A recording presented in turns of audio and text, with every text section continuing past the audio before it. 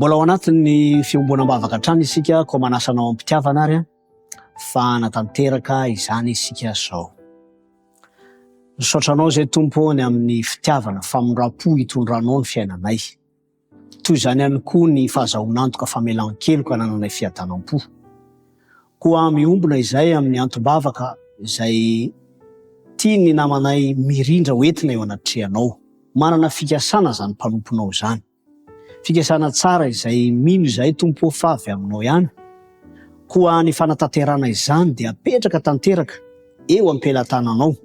Ny fatokinanao Tompo no hitondrana izany eo anatrehanao koa raiso antanana ny fiainana zany mpanompo zany.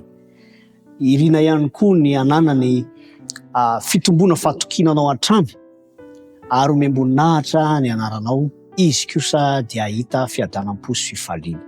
Toloana ny vavaka ho amin'ny anaran'i Jesosy Kristy. Amen.